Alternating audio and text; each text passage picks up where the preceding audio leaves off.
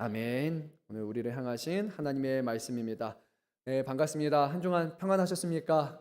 네, 아침부터 또 준비하고 오시느라 또 많이 바쁘셨을 텐데요. 또 이 자리에 하나님을 예배하러 왔으니까 또 하나님을 전심을 다해서 하나님 예배하시고 또 하나님의 말씀에 좀 더 우리가 집중하고 또 하나님께서 이 말씀을 통해 우리에게 들려주시고 또 우리에게 원하시는 바가 무엇인지 또 우리에게 약속하신 바가 무엇인지 이 시간에 아주 선명하게 들려지는 그런 시간이 되었으면 좋겠습니다. 우리 서로를 바라보면서 함께 인사하겠습니다. 잘 오셨습니다. 큰 은혜 받으시기 바랍니다. 잘 오셨습니다. 네, 복된 자리로 잘 오셨습니다. 네, 욕을 덜치고 잘 오셨습니다. 네, 반갑습니다. 우리 성도님들의 또 이번 한 주간 저희가 재직 부흥회 새벽 부흥회로 했고 또 수요일에는 세미나로 하면서 우리 금천 양문교회 또 앞으로 금천 양문교회뿐만이 아니었죠. 대한민국에 있는 교회 현실들을 우리가 한번 생각해 봤고 그리고 그 문제점을 분석을 했고 이제 거기서부터 우리가 어떻게 문제들을 하나하나 이제 해결해야 될 것인가라는 그런 숙제를 저와 여러분 우리 모두에게 안겼습니다. 그래서 올 한 해는요. 가보지 않은 길을 좀 가려고 합니다. 그래서 어떤 것이 익숙한 것이 아니라 정말로 이것이 하나님이 원하시는 것인가 또 그 본질이 무엇인가를 훨씬 더 물어보면서 목사가 이끌고 따라가는 그런 교회는 제가 그렇게 원하는 교회는 아니고 우리 성도분들이 삶에 더 많은 문제와 어려움에 대해서 알고 있고 여러분들이 복음의 현장에 더 가까우신 분들이잖아요. 그래서 우리 교회에 있는 성도분들과 더 많이 소통하고 더 많이 얘기하고 더 함께 기도하면서 이 어려운 시대 속에서 과연 하나님의 사람인 우리가 또 하나님의 몸된 교회가 어떻게 빛과 소금 되어야 될 것인가 이것을 더 많이 고민하고 씨름하면서 그렇게 한 해를 보내려고 합니다. 그래서 올해는요, 저는 말씀 묵상하면서 이 오늘 본문의 말씀하고 조금 일치된다라는 생각이 들었어요. 그래서 올 한 해는 익숙한 것을 저버리고 우리가 믿음의 길을 떠나겠다라는 그 마음을 저에게 한 번 더 말씀을 통해 주신 것 같습니다. 그래서 오늘 말씀을 우리가 함께 살펴보면서 어, 그동안 우리가 타성에 젖은 것도 있고 익숙한 것도 있고 익숙해서 편안한 것도 있지만 그것이 정말로 하나님이 기뻐하시는 것이고 그것이 정말로 하나님의 역사하시는 길인지를 한 번 더 생각해 보면서 오늘 말씀을 통해 우리 각자에게 들려주시는 그 음성에 여러분 모두가 또 저도 같이 세미한 음성을 듣는 시간, 그 음성에 반응하는 시간이 되었으면 좋겠어요. 자, 사랑하는 성도 여러분, 성경은요, 하나님께서 살아계신다는 것을 아주 분명하게 증언합니다. 그리고 우리가 살아계신 하나님에 대한 신뢰를 보여야 되는데 그것이 바로 믿음이라고 말씀하시고요. 우리가 그 믿음을 개념적으로만 아는 것이 아니라 그 믿음에 따라 살아야 된다라고 우리에게 행함에 대해서 말씀합니다. 그래서 야고보서 말씀을 보게 되면 행함이 없는 믿음을 뭐라고 말합니까? 죽은 믿음이다라고 말합니다. 믿음이란 우리의 마음속에 믿습니다라는 어떤 그런 지적인 동의가 아닙니다. 믿음은 행함과 함께 나타나야 된다. 믿음은 우리의 삶이라는 것을 보게 돼요. 그런데 우리라는 사람, 우리 같은 사람에게 있어서 믿음이란 참 어려운 것 같습니다. 믿음은 어려운 일이라고 생각해요.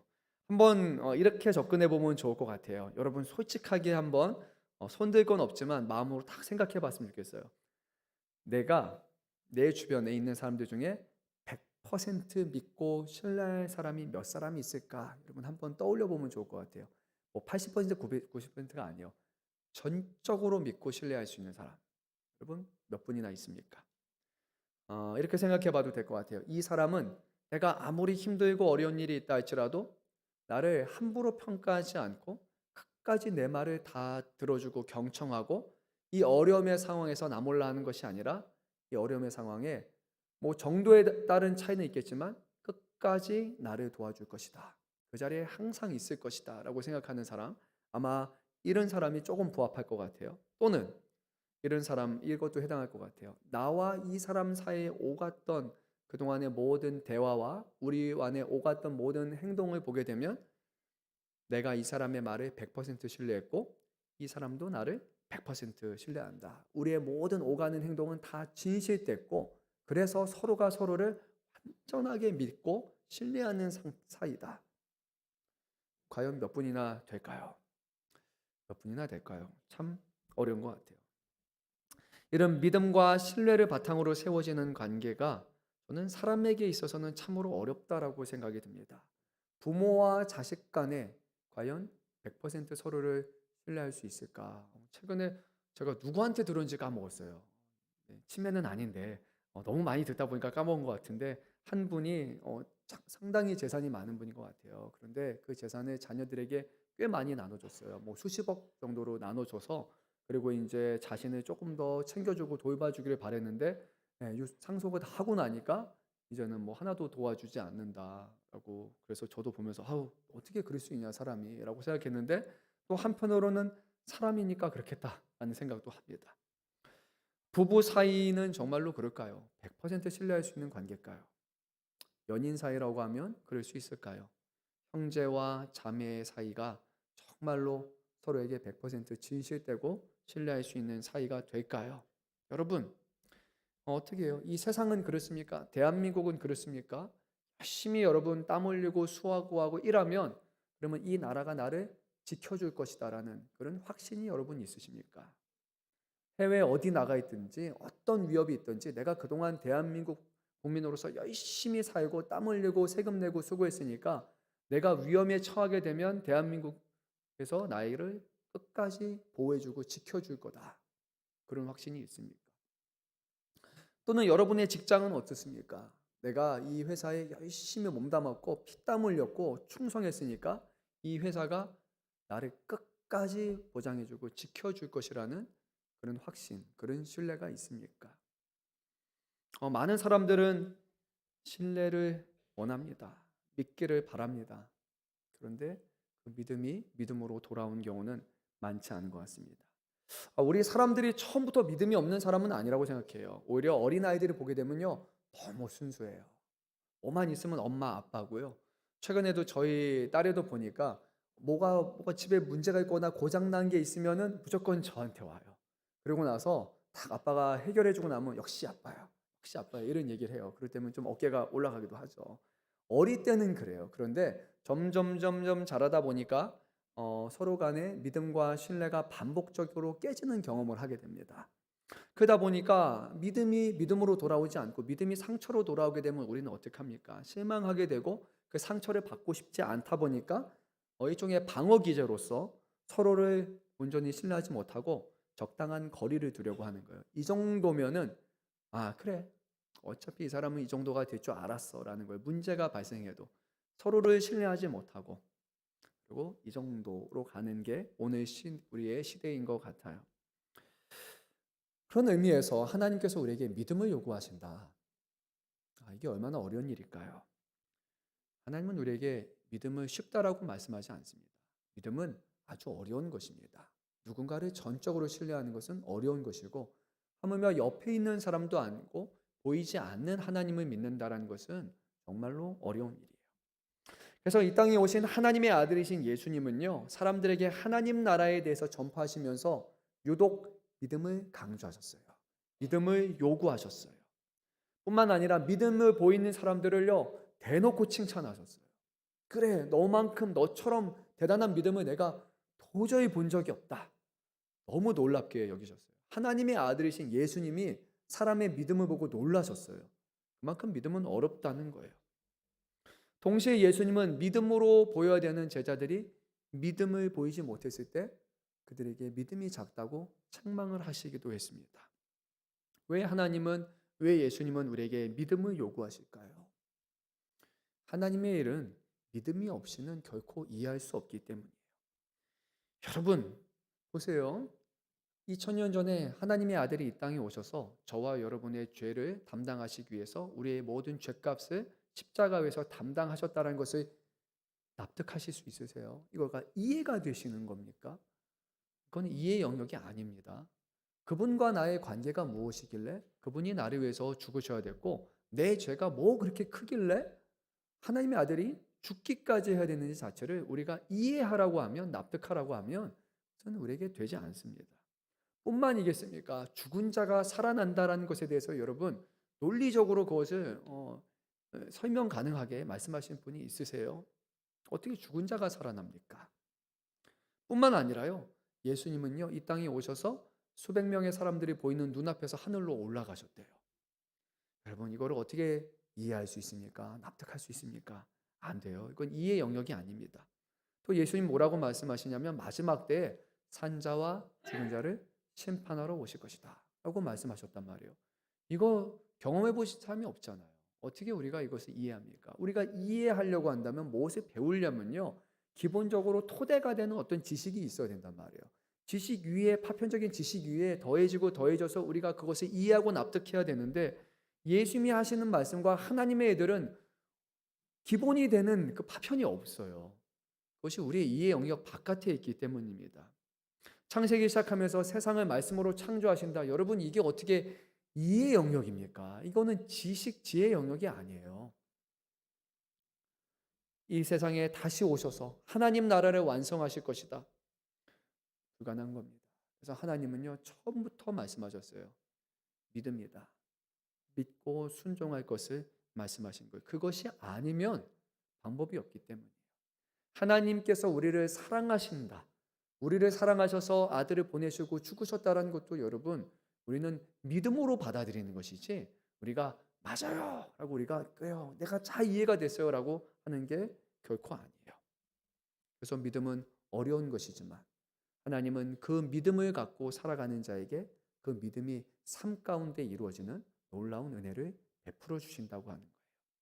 하나님이 능력이 없으셔서 하나님의 역사가 나타나지 않는 것이 아니라 우리가 하나님을 온전히 믿지 못하기 때문에, 우리의 믿음 없음 때문이라고 우리 주는 말씀하셨고, 믿음이 없이는 하나님을 기쁘시게 할 수가 없다라고 성경은 우리에게 분명히 말씀합니다.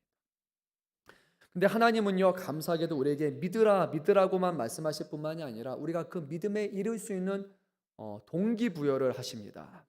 어떤 방식으로 하느냐? 여러 가지 중에 저는 두 가지를 얘기하고 싶어요. 한 가지는 하나님의 말씀을 붙들고 순종하며 살아가는 자에게 그 말씀이 이루어지는 걸 보게 돼요.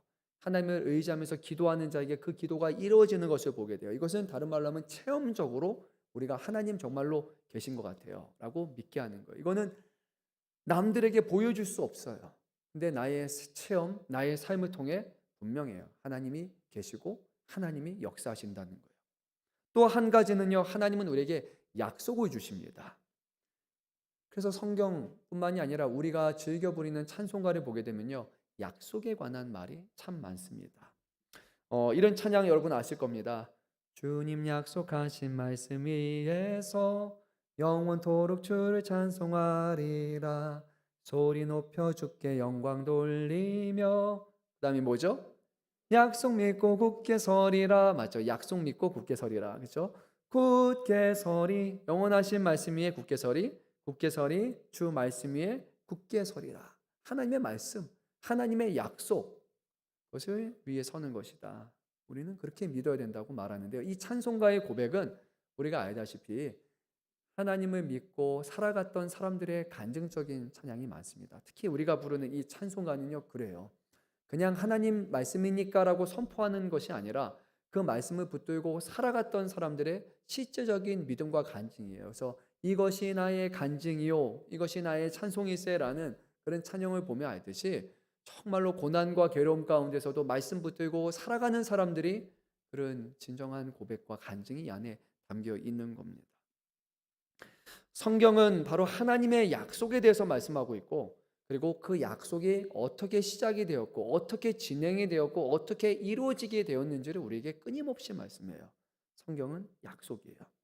또한 성경 말씀을 잘 보게 되면요, 그 약속을 붙들고 살았던 사람이 있는가 하면 그 약속을 믿지 않았던 사람들에 대한 기록을 두 가지를 대조하면서 우리에게 보여주고 있습니다. 그리고 이 모든 것을 기록해서 말씀하신 이유는 여러분 무엇일까요? 바로 우리가 이 약속을 붙들고 믿음으로 살게 하시기 위해서 우리에게 이 말씀을 전해주신 겁니다. 그래서 오늘 이 시간 우리가 함께 나눌 말씀은 우리 너무나 잘 아는 사람, 믿음의 사람이고 믿음의 조상으로 알려진 바로 아브라함에 관한 그런 말씀입니다. 오늘 제가 말씀을 시작하면서도 읽었지만요, 성경은 아브라함의 믿음에 대해서 이렇게 평가합니다.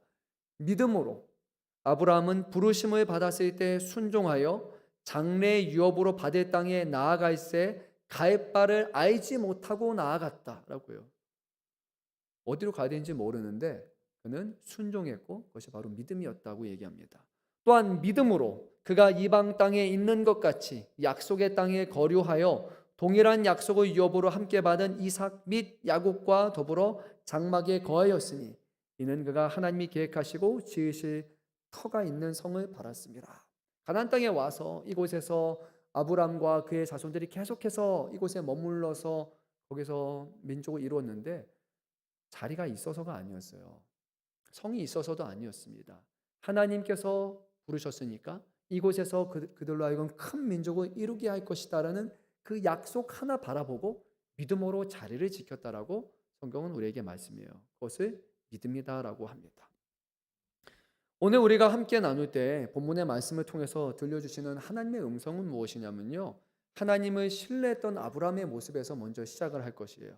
하지만 그 믿음으로 살아가다가 하나님을 신뢰하지 못하고 넘어졌던 아브라함의 모습도 우리에게 말씀하고 있고요. 신뢰와 신뢰하지 못하는 그 중간, 그 상황 가운데 하나님이 아브라함을 가만히 내버려 두지 않고 그에게 믿음을 더하여 주셔서 아브라함을 일으켜 주셨다라는 말씀을 우리가 말씀을 통해 조금 더 자세히 살펴봤으면 좋겠습니다. 그래서요, 저는 이 말씀을 통해서 우리가 시작하면서 이런 기대를 가졌으면 좋겠어요. 믿음을 붙들고 살아가는 사람의 모습이 과연 무엇일까? 막연한 것이 아니라 이 믿음으로 살아가는 신앙의 여정의 현실성에 대해서 우리가 한번 보고 그리고 그 투박함에 대해서 우리가 한번 살펴보고 그럼에도 불구하고 왜 성경은 믿음이 세상을 이긴다고 말하고 있는지 우리가 이 말씀을 통해서 함께 나눴으면 좋겠고요. 그리고 듣는 것에서 끝나는 것이 아니라 오늘 이 말씀을 통해 하나님이 우리에게 믿음을 주셔서 올 한 해 동안 믿음 위에 세워지고 믿음으로 하나님을 기쁘시게 하는 우리 모든 성도분들과 우리 모든 교회가 될 수 있기를 진심으로 바라면서 소망합니다. 하나님께서 오늘 우리의 모든 마음과 우리의 시선을 모아주시기를 소망합니다. 자, 말씀으로 들어갑니다. 노아의 홍수 이후에 하나님께서는 그의 가족에게 복을 주셨습니다. 근데 전혀 새로운 복이 아니었어요. 이것은 아담에게 하셨던 것과 동일한 것이었어요. 아담에게 어떤 복을 주셨냐면 생육하고 번성하여 땅에 충만하라 라고 했는데 그런데 하나님께서 노아와 그의 가족에게도 똑같이 말씀하셨어요. 생육하고 번성하여 땅에 충만하라 라고 하셨어요. 근데 이 사람들이요 잘 보니까 하나님의 말씀대로 땅에 퍼져서 충만해서 하나님의 드러내기보다는 흩어짐을 면하기 위해서 자신들만의 왕국을 세웁니다. 아주 높이 세웠어요. 그래서 무엇을 세웠냐? 바로 바벨탑을 세웁니다. 그래서 하늘 높이 올라가려고 해요. 그래서 하나님께서 뭐라고 하시냐면 그들의 언어를 달라지게 하셨어요. 그래서 그들을 세계로 흩어버리셨습니다. 그래서 모든 사람들이 하나님의 말씀하신 것처럼 생육하고 번성하고 땅에 충만하라는 그 사명을 결국 하나님께서 이루어 가십니다. 그리고 하나님은 그 중에 한 사람 바로 아브라함이라는 사람을 부르셔서 그 수많은 사람들 가운데 진정으로 하나님을 섬기는 하나님의 자녀다운 삶을 세워가고 싶습니다. 그래서 오늘 한번 말씀을 읽어봤으면 좋겠어요. 창세기 12장 1절 말씀 읽겠습니다. 여호와께서 아브라함에게 이르시되 너는 너의 고향과 친척과 아버지의 집을 떠나 내가 내게 보여줄 땅으로 가라. 왜 아브라함일까는 성경은 말씀하지 않습니다. 왜 우리를 구원하셨을까? 우리 알지 못합니다. 왜 이스라엘이고 왜 유대인일까? 우리는 알지 못합니다. 그것은 하나님의 결정이었어요. 하나님의 선택입니다. 근데 하나님은 아브라함을 택하시고 아브라함에게 두 가지를 말씀하셨고 또 그에게 그 말씀에 순종할 수 있도록 동기부여하기 위해서 세 가지의 약속을 주시게 돼요. 첫 번째 명령 무엇을 해야 되느냐? 바로 떠나라라고 하셨습니다. 우리 한번 읽어볼까요? 뭐라고요? 떠나라. 네, 떠나라라고 했습니다. 무엇을 떠나야 되는가? 너의 고향과 친척과 아버지의 집을 떠나라라고 얘기를 했습니다. 근데 그 나이 아브라함이 몇 살이었냐면 75세였습니다. 하나님의 말씀은요, 그동안 익숙한 것, 그가 살아온 것, 그가 이룩한 것, 그 모든 것을 다 내려놓으라는 거예요, 여러분. 쉬운 일일까요? 어려운 일일까요? 정말로 어려운 겁니까? 지금 한 75세가 돼서 내가 다른 나라에 가서 거기서 새로운 생애를 시작하겠다. 여러분, 우리 그렇게 못할 겁니다. 75세가 되었다면 이미 다 했고요. 이제 할 만큼 했고 여기가 너무 편안한 상황이에요. 결코 쉽지 않습니다. 근데 하나님은요, 제일 먼저 그가 요구한 것이 지금의 너의 힘과 너의 능력으로 네가 수고해서 이뤄놓은 모든 것들을 다 끊어버리라 라는 거예요. 그럴 때 비로소 하나님의 일들이 일어나는 거예요. 두 번째는 뭐라고 하셨냐면 가라라고 말씀하셨습니다. 내가 내게 보여줄 땅으로 가라라고 했어요. 근데 그가 가야 할 그곳은 한 번도 경험해 보지 못한 전혀 새로운 환경, 전혀 다른 세계였습니다. 과거를 끊어야 되고 이제는 하나님을 신뢰함으로 미래를 향해 나아가라라고 하나님이 말씀하셨어요. 여러분, 근데 익숙한 것을 끊는 것 어렵잖아요. 익숙한 것에서 변화하는 것 별로 안 좋아하잖아요. 우리는 익숙한 게 마음이 편안하거든요. 오늘 저희가 예배 드렸는데 제가 예배 순서를 막 뒤바꿨다고 생각해 보세요. 불편할 거예요. 그리고 우리는 이렇게만 해도 불편하거든요. 찬양이 앞에 딱 떴는데 내가 모르는 찬양이 뜨잖아요. 그럼 갑자기 불편해지기 시작한단 말이에요. 또는 찬양이 떴는데 막 이렇게 악보가 없거나 생소하면 거기서부터 뭔가 막 불안불안해요. 내가 틀릴까봐, 잘못될까봐.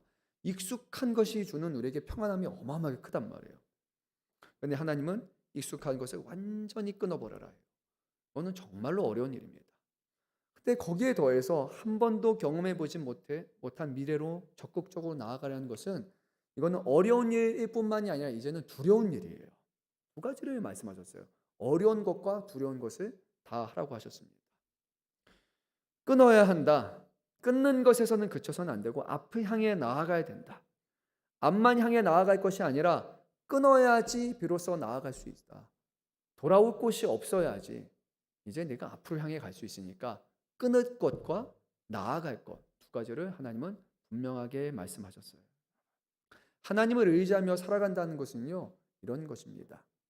우리가 익숙한 것, 우리가 해왔던 것, 우리가 보기에 옳다라고 생각했던 그것이 아니라 그런 모든 것들을 다 내려놓고 하나님이 보여주시고 하나님이 말씀하시고 하나님이 이끌어 가시는 것에 살아가는 거예요. 그게 바로 성경에서는 믿음이라고 말씀합니다. 내가 하고 싶은 방식으로, 내게 익숙한 방식으로, 내가 할 만한 방식으로 하나님 앞에 하는 것은 믿음이 아니에요. 믿음은 내 것이 아니라 하나님의 것으로 행하는 것이에요. 어려운 일을 요구하셨기 때문에 하나님은 그 어려움에 합당한 약속 또한 하셨는데요. 세 가지인 것 같아요. 첫째는 내가 너로 큰 민족을 이루게 하겠다. 두 번째, 너에게 복을 주겠다. 그 다음에 내 이름을 아주 창대하게 하겠다라고 합니다. 그래서 너 하면 사람들이 뭐를 생각하냐면 복을 생각하겠다. 아브라함 복이다 이렇게 말씀하셨어요. 그래서 너를 축복하는 사람이 있다면 내가 그 사람에게 복을 내려줄 거다. 너를 저주하는 사람이 있다면 내가 그 사람을 저주하겠다. 너가 복의 기준이야. 하나님은 이렇게까지 약속하셨어요. 그래서 너로 인해서 모든 족속이 다 복을 얻게 될 것이다. 하나님은 어마어마한 약속을 하신 겁니다. 약속의 본질은 큰 민족을 이루는 것, 하나님의 백성을, 하나님의 나라를 이루는 것이고, 그리고 하나님은 이 모든 것을 할 수 있도록 복을 주시겠다 약속하셨어요. 이 말씀을 우리가 잘못 생각하면 안 됩니다. 개인의 번영을 말씀하고 있는 것이 아니에요. 아브라함을 통해서 모든 민족이 복을 받을 것이라는 말씀은 아담과 그리고 노아에게 주었던 생육하고 번성하고 땅에 충만해서 하나님의 자녀라는 것을 계속해서 드러내는 그 삶과 약속의 연장선상입니다. 근데 놀라운 것은 무엇이냐? 바로 아브라함이 보였던 그런 응답입니다. 12장 4절 말씀을 보게 되면 아브라함은 여호와의 말씀을 따라갔다라고 그렇게 기록하고 있습니다. 아무것도 지금 손에 쥐어지지 않았어요. 이건 다 말이에요. 그런데도 불구하고 아브라함은 그 말을 듣고 그 약속을 듣고 그가 처음 되는 곳으로 가보지 않은 곳으로 갔어요. 그렇다면 아브라함에게 있어서는 분명히 한두 가지 정도는 있어야 될 것 같아요.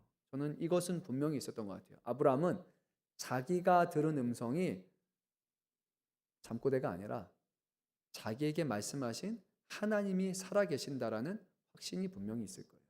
그렇지 않다면 75년 동안 이루어놓은 것을 포기하고 갈 수는 없었을 겁니다.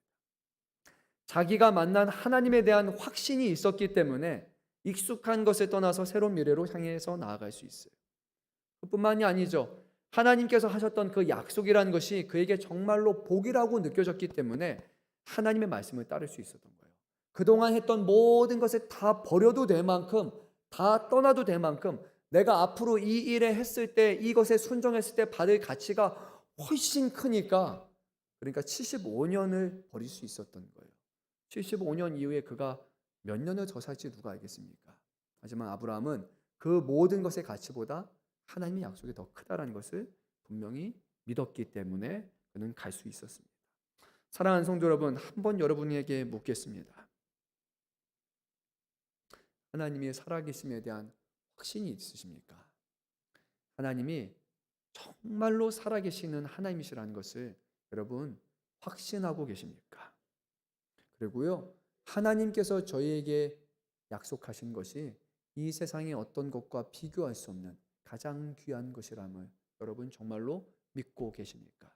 예수님 말씀처럼 땅에 보화가 숨겨 있다는 것을 안다면 빨리 가서 다 팔아가지고 그 땅을 살려고 할 것이다.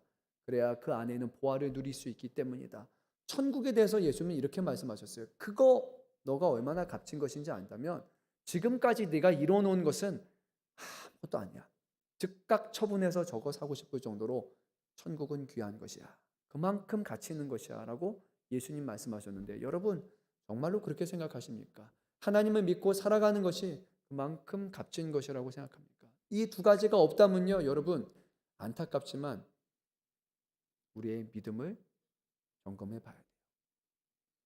정말 우리에게 믿음이 있는 것인지 성경이 말씀하는 믿음인지 아니면 내가 생각하기에 믿음이라고 생각하는 그런 어떤 감정적인 반응인지 말이에요. 우리에게 믿음이 없으면 하나님을 기쁘시게 할 수도 없고 우리에게 이러한 믿음이 없다면 우리는 하나님의 나라가 갈 수 있다라는 확신을 가질 수가 없어요. 그러한 믿음이 없다면 오늘부터 우리가 하나님 앞에 해야 할 행동은 뭐냐면 하나님 믿음 주십시오. 하나님 보게 하시고 하나님 약속 붙들게 하시고 하나님 모르는 것 불확실한 것으로 넘어가는 것이 아니라 정말로 하나님이 살아계신다는 것을 내가 부정할 수 없도록 하나님 것을 믿게 하시고 하나님께서 약속하신 것이 이 세상의 어떤 것보다 비교할 수 없도록 귀하고 값지다라는 것을 아브라함처럼 그렇게 믿고 신뢰할 수 있는 그런 믿음을 나에게 주십시오. 구하는 것이 모든 것의 시작입니다. 여러분, 저는 여러분께 부탁드립니다. 믿음 있는 것처럼 살아가지 마세요. 믿음 있는 척을 하며 살아가는 사람이 정말로 불쌍한 거예요. 믿음이 없으면 하나님 앞에 믿음을 구하는 것이에요. 주님은 구하는 자에게 주실 것이라 말씀하셨어요. 찾으면요 어떻게 하신다고 하셨어요? 찾게 하실 것이라고 하셨어요. 두드리면 어떻게 해야 된다고 그랬어요? 열릴 것이라고 말씀하셨어요. 하나님 앞에 나의 부족함과 내가 하지 못하는 것을 인정하는 것 그리고 하나님의 앞에 구하는 자에게 하나님은 함께 하시고 살아계심을 분명하게 드러내실 것이라고 성경은 우리에게 끊임없이 말씀하고 있습니다. 믿음이 없다면 믿음을 구하십시오. 그리고 믿음이 있다면 흔들리지 않는 믿음이 되게 달라고 어떤 상황 가운데서도 그 믿음으로 살아가고 많은 사람들 앞에 이것이 믿음이라고 이것이 믿음의 삶이라고 드러낼 수 있는 확고한 믿음의 사람이 되게 달라고 우리는 하나님 앞에 구해야 하는 거예요. 아브라함은 이제 가나안 땅에 들어갔습니다. 자기의 집을 자기의 익숙한 환경을 다 버렸습니다. 가나안이라는 새로운 곳으로 갔습니다. 거기는 빈 땅이 아니었습니다. 가나안에는 이미 거주민들이 있었습니다. 그곳이 하나님이 너에게 주실 땅이라고 얘기했습니다. 인간적으로는 말이 안 되잖아요. 사람이 이미 있는데 이게 어떻게 내 땅이 됩니까? 내가 군대가 있는 것도 아닌데 어떻게 내 땅이 됩니까? 근데 아브라함은요 놀랍게도 순종합니다. 가나안 땅에 들어갔습니다. 그리고 나서 땅을 지나서 세겜 땅 모래 상수리 나무에 이르렀고 거기서 하나님께서 그를 만나 주시면서 이렇게 하셨어요. 이 땅을 내 자손에게 주리라 라는 분명한 약속을 하나님이 전해 주셨고 아브라함은 그것을 믿었습니다. 그리고 그 자리에 바로 제단을 닦고 하나님 앞에 예배를 드렸습니다. 그에게 있어서 제단이란 예배란 하나님이 계신다. 하나님이 함께 하신다. 하나님이 이곳에 거하신다라는 그런 하나의 표지였고 흔적이었습니다. 여러분 우리가 드리는 예배도요 이런 것입니다. 우리가 드리는 예배는 하나님이 계신다. 하나님이 우리와 함께 하신다. 하나님이 약속하셨다. 하나님의 그 약속을 반드시 이루어 주실 것이다. 그것이 바로 예배를 통해 드러나는 것이에요. 예배는 하나의 종교 행위가 아닙니다. 믿음의 행위입니다. 우리의 예배가 소망 없이 나왔다면, 우리의 예배가 하나님의 살아계심을 경험하고자 하는 그런 기대감 없이 나왔다면, 우리는 예배의 중요한 본질을 놓치고 있는 거예요. 예배는 하나님과 하나님의 자녀된 우리들이 영적으로 교통하는 자리예요. 하나님의 임재를 눈으로 보지는 못하지만 우리를 믿게 하시고 깨닫게 하시고 반응하게 하시는 자리가 바로 이 예배 자리고요. 성경에서는 이 예배 자리는 준비하여야 되고 사모함으로 나와야 되는 자리라고 우리에게 아주 분명하게 말씀하십니다.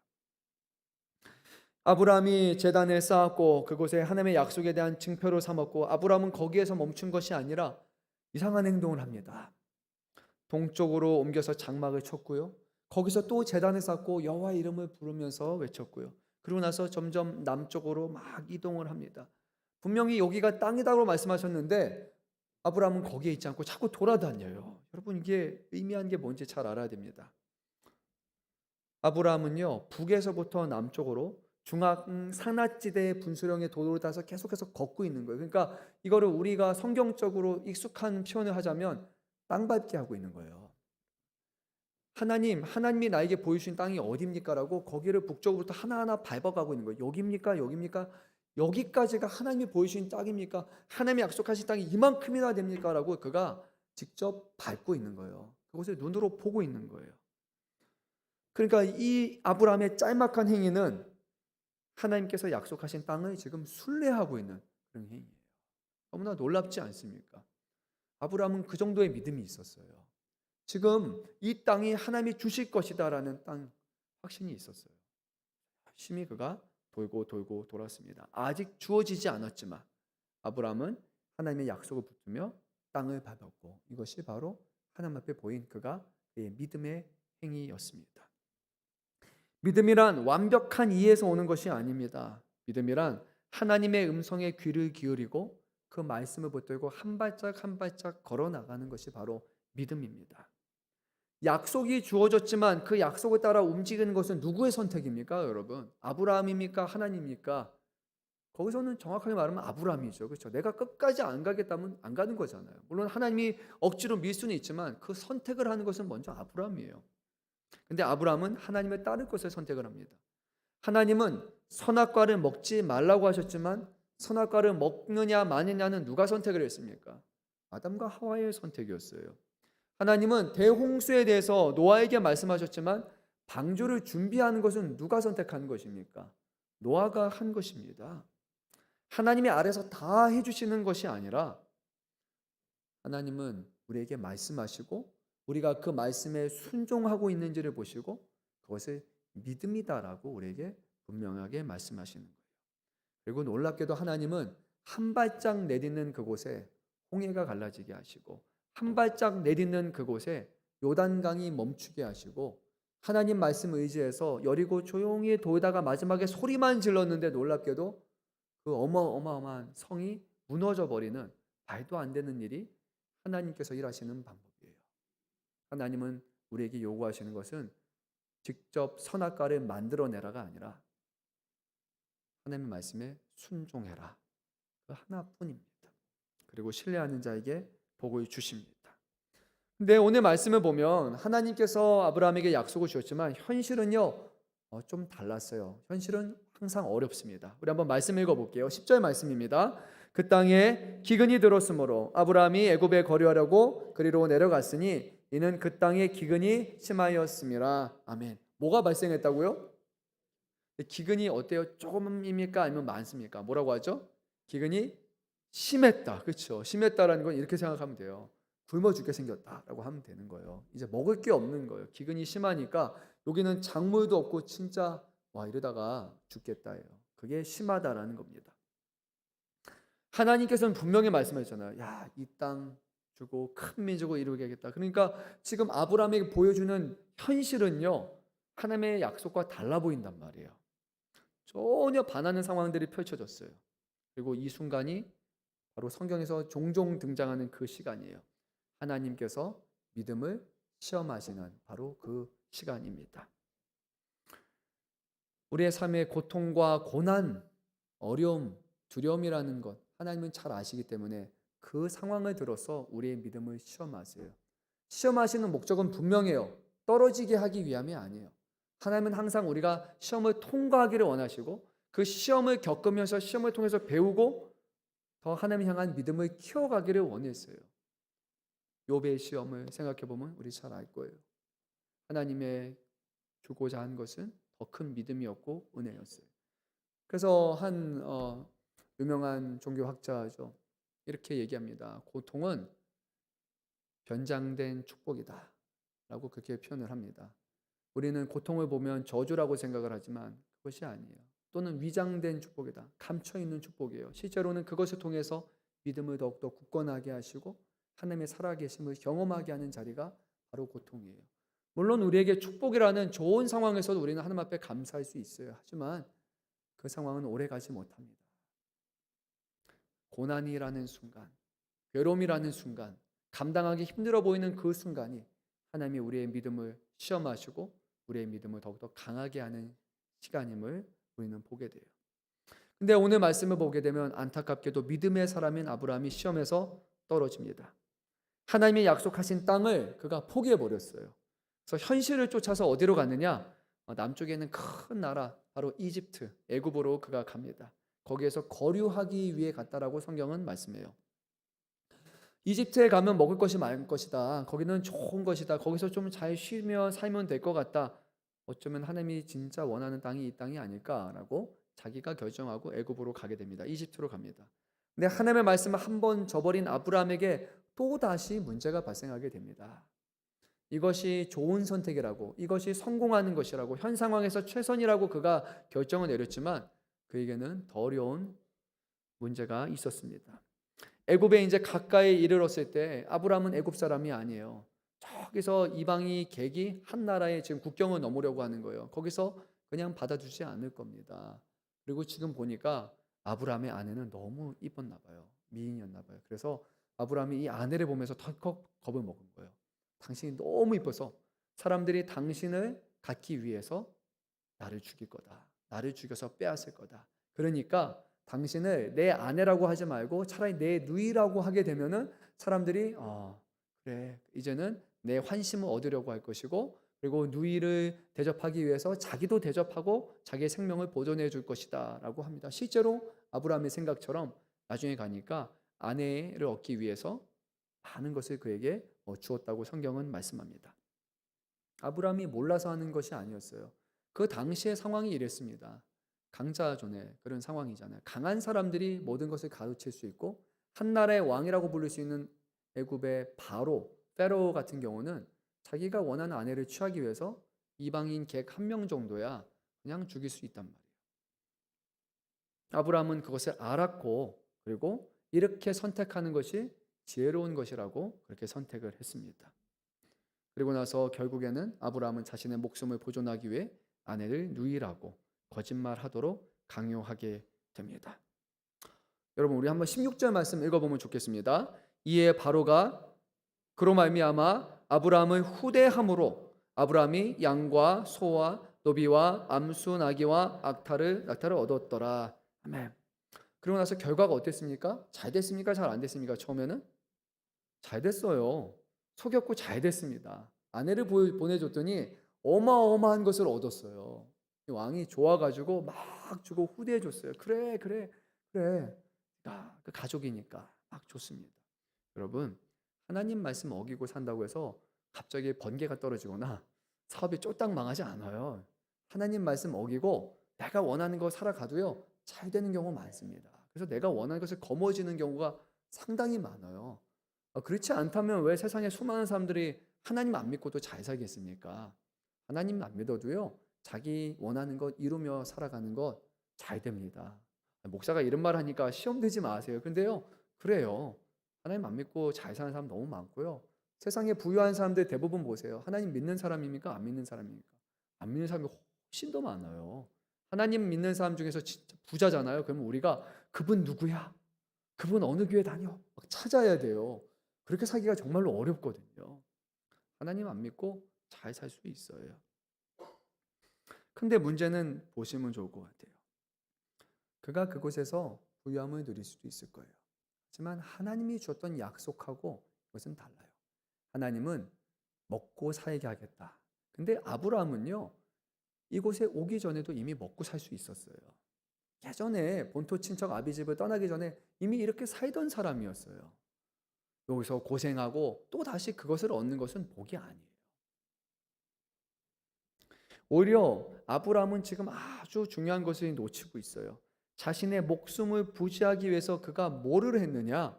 자기 아내를 누이라고 거짓말하도록 강요했단 말이에요. 이게 얼마나 모순적인지를 한번 볼게요. 하나님께서 아브라함에게 약속하신 것, 큰 민족을 이루게 하겠다. 민족을 이루려면 누가 있어야 됩니까? 남자에게 아내, 여자가 있어야 되는 거예요. 근데 지금 아브라함은 뭐냐면요, 아내를 남에게 줘버리는 거예요.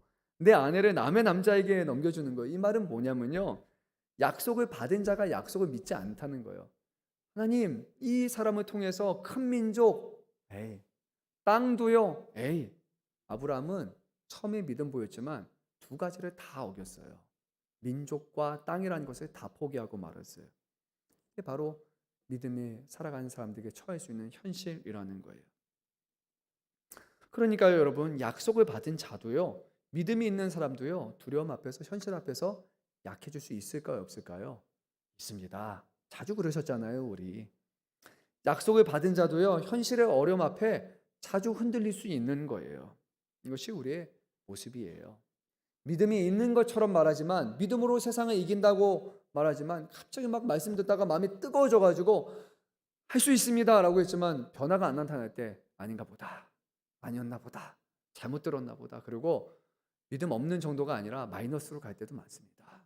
교회 떠나기도 하고요, 예수님 하나님 믿어봤자 되지 않아, 이렇게 얘기하는 사람도 얼마나 많습니까? 이게 우리의 모습이에요. 성경은 그런데 우리에게 다르게 말씀합니다. 성경은 우리에게 하나님의 약속이 있다고 분명히 말씀해요. 히브리서 13장 5절 말씀은 이렇습니다. 내가 너희를 버리지 아니하고 떠나지 아니하리라.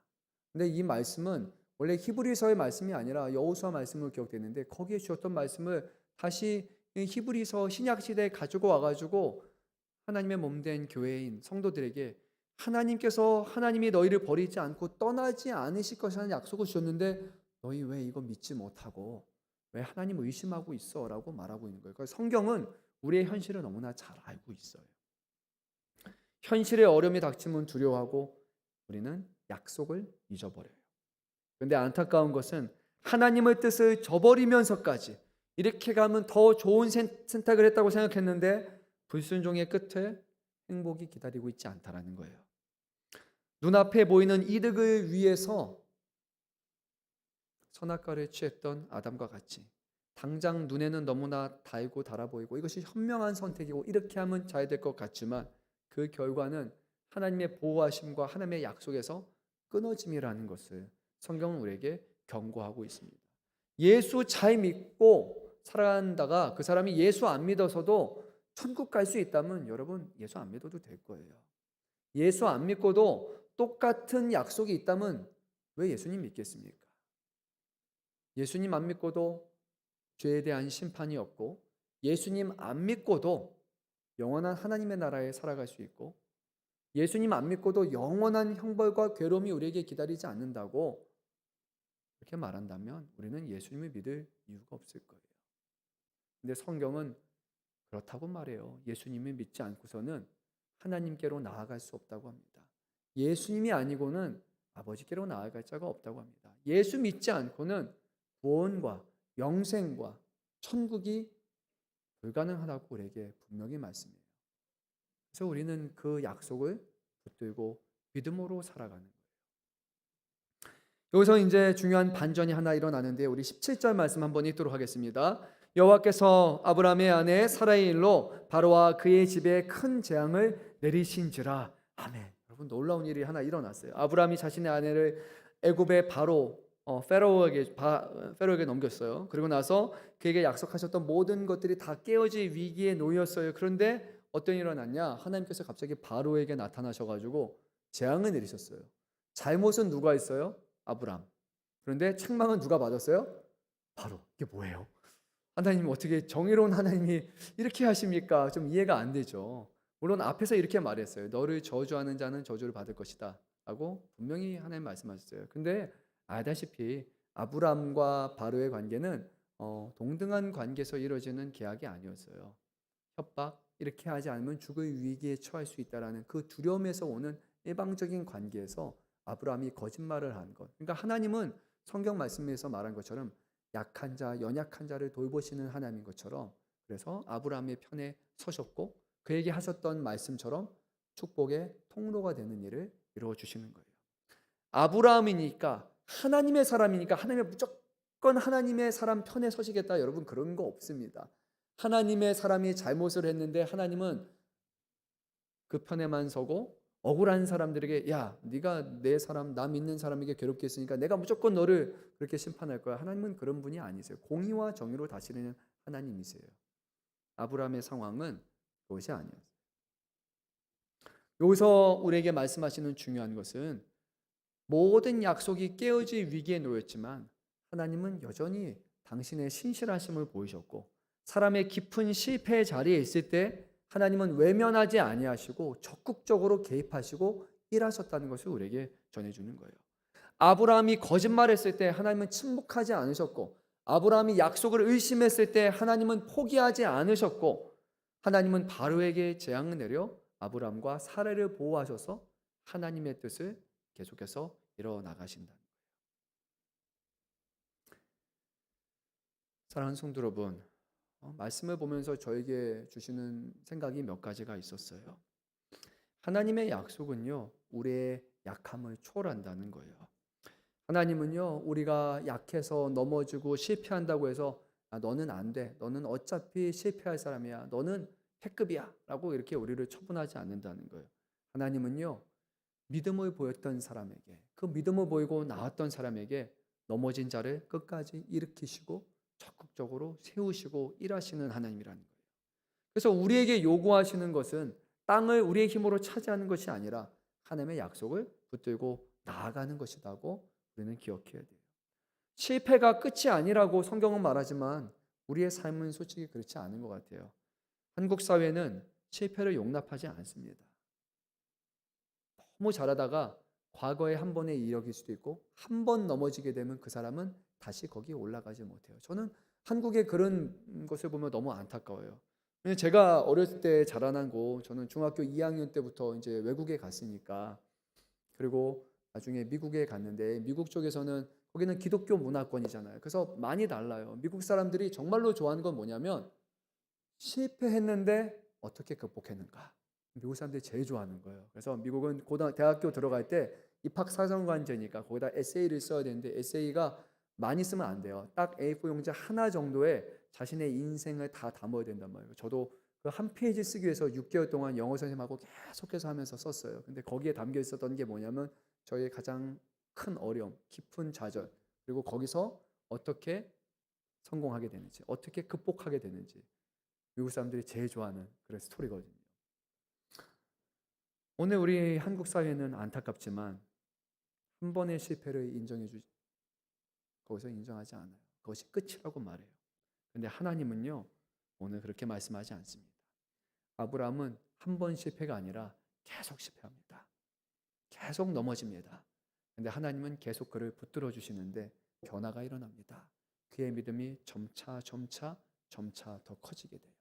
마지막에 가서는 아브라함이 어떤 믿음을 보였냐면 100세에 낳은 그 귀한 아들을 하나님이 바치라라고 했을 때, 아니 눈에 들어가도 아프지 않은 그런 귀한 아들 바치라고 했을 때 말도 안 되죠. 하나님을 못 믿겠습니다라고 할 수 있겠잖아요. 근데 아브라함은 놀랍게도 다음날 일어나서 자신의 아들을 하나님 앞에 바치기 위해서 제사를 가는데 그가 했던 말이 놀라워요.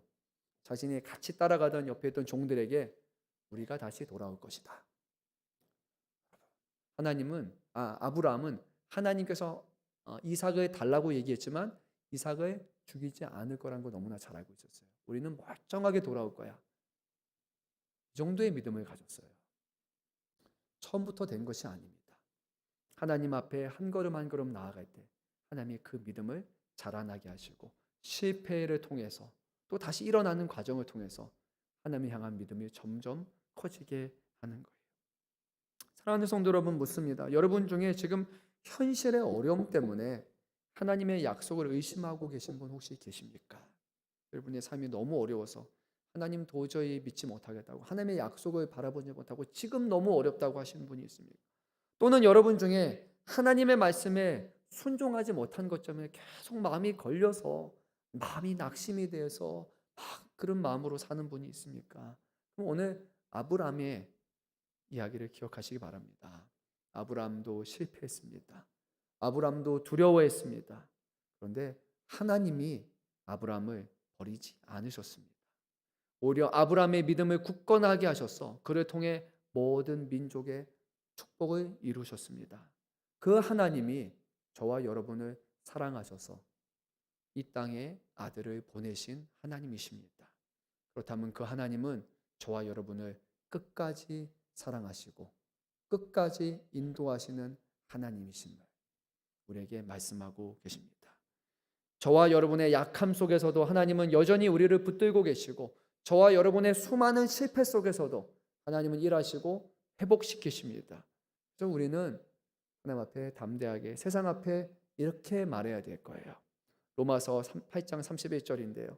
하나님이 우리를 위하시면 누가 우리를 대항하리요. 우리는 이런 믿음의 고백으로 살아야 할 것입니다. 하나님이 우리를 위하시기에 세상이 우리를 대항할 수 없고 세상이 우리를 감당할 수 없습니다. 하나님을 믿고 신뢰하는 하나님의 자녀로 살아가시기 바랍니다. 우리에게 요구하시는 것은 믿음이고, 믿음대로 살아가는 자에게 하나님은 놀라운 약속을 이루어 주실 것입니다. 한 해 시작하면서 여러분 바꿔보세요. 도전해 보세요. 정말로 하나님 말씀대로 살아갈 때 하나님이 일하시고 복을 주시는 거 아닌가? 여러분 한번 시험해 봐야 되지 않겠어요? 한번 도전해 봐야 되지 않겠어요?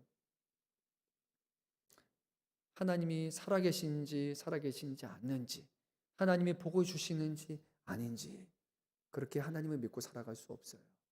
믿느냐 믿지 않느냐로 가는 거예요. 우리가 그동안 살아왔던 삶, 오늘 그동안의 삶이 오늘 아브라함이 고향을 떠나던 그런 삶이라고 여겼으면 좋겠고요. 이제 오늘부터 시작될 삶이 하나님의 말씀 붙들고 하나님의 약속 바라보면서 믿음으로 한 걸음 한 걸음 순종하며 내딛는 그런 발걸음이고, 저와 여러분의 삶이 우리의 역사와 우리의 일이 아니라, 우리의 행함이 아니라 하나님께서 이루어 가시는 역사, 그렇게 되었으면 좋겠습니다. 저는 여러분들 위해서 기도하겠습니다. 한 해 동안 믿음의 사람으로 세우시기를. 그리고 올 한 해 저는 또 기대하겠습니다. 여러분의 삶 가운데 일하신 하나님이 얼마나 위대하신 분이었는지 여러분들의 간증을 기대하면서 저는 한 해 동안 사명 감당하고 기도하겠습니다. 여러분 하나님 믿고 하나님 말씀대로 살아가시기 바랍니다. 하나님이 살아 역사하실 줄로 믿습니다. 찬양 한 곡 부르도 될까요? 네, 찬양 한 곡 부르겠습니다.